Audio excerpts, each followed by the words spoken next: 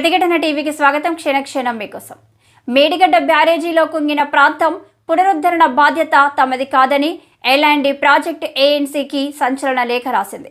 రిపేర్కు అయ్యే ఖర్చు మొత్తం భరించడంతో పాటు అనుబంధ ఒప్పందం చేసుకుంటేనే ముందుకెళ్తామని సంస్థ లేఖలో పేర్కొంది.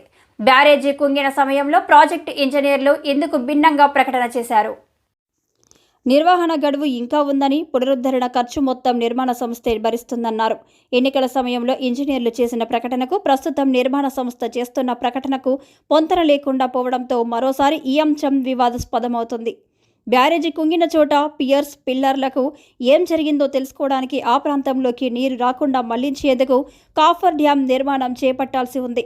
ఇందుకు 55.75 కోట్ల ఖర్చు అవుతుందని, ఈ మొత్తానికి ఒప్పందం చేసుకోవాలని ఎల్&టీ ఈ నెల 2న కాళేశ్వరం ఈఎన్సీ వెంకటేశ్వర్లకు లేఖ రాసింది. దెబ్బతిన్న బ్యాక్ పియర్స్ను రిపేర్ చేయడానికి 500 కోట్ల వరకు ఖర్చు అవుతుందని ఇరిగేషన్ డిపార్ట్మెంట్ పేర్కొంది. తాజాగా ఎల్&టీ లేఖలో మేడిగడ్డ బ్యారేజీ పునరుద్ధరణకు అయ్యే ఖర్చు ప్రభుత్వమే భరించాలని స్పష్టం చేయడంతో మరోసారి ఈ అంశం హాట్ టాపిక్గా మారింది. ఎన్నికల సమయంలో బీఆర్ఎస్ కీలక నేతలు సైతం నిర్మాణ సంస్థ పునరుద్ధరణ పనులు చేపడుతుంది, ఆందోళన చెందవలసిన పని లేదని ప్రకటించగా తాజా లేఖతో గులాబీ పార్టీ చిక్కుల్లో పడినట్లయింది.